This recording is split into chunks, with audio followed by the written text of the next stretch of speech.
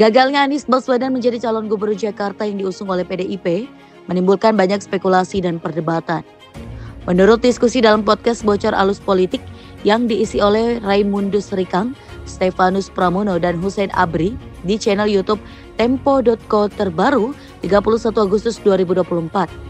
Ada berbagai faktor yang mempengaruhi keputusan PDIP untuk tidak mendukung Anies, meskipun komunikasi antara Anies dan PDIP sebelumnya terjalin cukup intens. Dalam penentuan calon gubernur Jakarta dari PDIP, muncul kabar bahwa ada intervensi dari istana. Informasi ini semakin menguatkan dugaan bahwa Presiden Joko Widodo tidak menginginkan Anies menjadi gubernur. Jokowi bersama Menteri Pertahanan Prabowo Subianto disebut-sebut memiliki kekhawatiran terkait kepemimpinan Anies yang bisa mempengaruhi arah politik di DKI Jakarta. Komunikasi antara Anies dan PDIP sebenarnya sudah dimulai jauh sebelum Mahkamah Konstitusi atau MK memutuskan aturan baru terkait pilkada. Beberapa tokoh PDIP seperti Said Abdullah dan Ahmad Basarah melakukan pendekatan untuk memuluskan jalan Anies sebagai calon gubernur. Bahkan pada Sabtu sebelum hari deklarasi, Anies Baswedan sudah berkunjung ke kantor DPP PDIP di Jakarta dan mendapat sambutan hangat.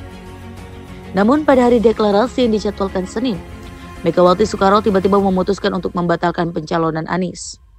Menurut sumber yang disebutkan dalam podcast tersebut, salah satu alasan utama pembatalan adalah keberatan dari Basuki Cahayapurnama atau Ahok yang pernah bersaing ketat dengan Anies dalam Pilkada 2017. Ahok menyatakan kepada Megawati bahwa jika PDIP mengusung Anies, ia akan mengundurkan diri dari partai dan menyerahkan kartu anggotanya. Tidak hanya protes Ahok, PDIP juga mengalami perpecahan internal terkait dukungan kepada Anies. Ada dua faksi utama dalam partai tersebut, yaitu kelompok yang pragmatis dan ingin menang, serta kelompok yang lebih ideologis dan tidak sepakat dengan rekam jejak Anies, terutama terkait Pilkada 2017 yang syarat dengan isu agama. Perpecahan ini semakin runcing ketika pihak istana diduga turut ikut campur dalam keputusan partai. Jokowi dan lingkarannya di istana disebut-sebut sangat resisten terhadap pencalonan Anies sebagai gubernur Jakarta.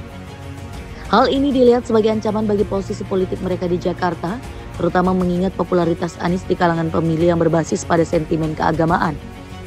Selain itu, Jokowi dikabarkan lebih memilih sosok yang bisa menjaga stabilitas politik seperti Pramono Anung yang akhirnya menjadi calon gubernur yang diusung PDIP.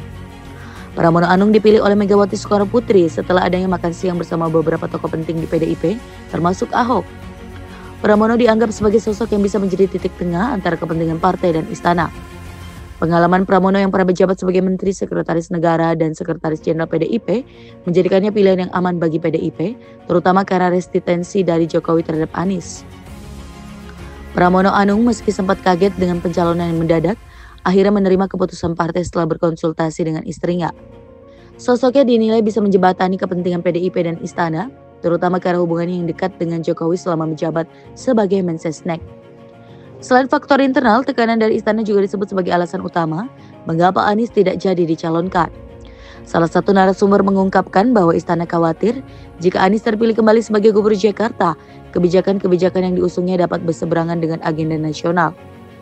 Tekanan ini datang dalam bentuk revisi Undang-Undang MD3 yang bisa mempengaruhi posisi politik Puan Maharani di DPR, serta pengungkapan kasus hukum yang melibatkan beberapa petinggi PDIP. Kegagalan Anies Baswedan menjadi calon gubernur Jakarta bukan hanya soal strategi politik internal PDIP, tetapi juga melibatkan intervensi dari istana dan kepentingan kelompok-kelompok tertentu di dalam dan di luar partai. Meskipun Anies sudah mendekati PDIP dengan harapan mendapat dukungan, dinamika politik yang kompleks dan cawe-cawe dari Jokowi membuat rencana ini gagal terwujud. Sebagai gantinya, PDIP memilih Pramono Anung yang dianggap lebih aman dan dapat diterima oleh berbagai pihak termasuk istana. Dalam konteks cawe-cawe, Jakarta diibaratkan sebagai melting pot, tempat pertemuan berbagai kepentingan istana dan juga Prabowo Subianto. Lalu, apa kaitannya Prabowo dengan gagalnya Anies Baswedan dapat tiket menuju Pilkada Jakarta 2024? Konon, jika Anies Baswedan mendapatkan tiket dari PDIP dan maju di Pilkada Jakarta 2024, Anies dianggap bisa mengganggu konstelasi politik di 2029. Artinya, jika Anies maju dan terpilih kembali sebagai gubernur Jakarta, maka Anies dinilai punya kesempatan untuk tetap orbit di level politik nasional. Oleh karena itu, pada tahap lobby-lobby pencalonan, ada komunikasi antara Prabowo Subianto dengan Bendahara Umum PDIP, Oli Dondo Kambe. Selain itu, Prabowo dituding masih kesal dengan Anies Baswedan perihal nilai 11. Pemberian nilai 11 yang diberikan Anies Baswedan untuk Prabowo ini ternyata masih membekas dan menimbulkan dendam bagi presiden terpilih. Jadi kesimpulannya, baik Jokowi maupun Prabowo tidak mau Anies Baswedan menjadi calon gubernur. Selain karena dendam di masa lalu, Anies diyakini kuat bakal menang jika maju di Pilkada Jakarta 2024, sekalipun musuhnya Ridwan Kamil.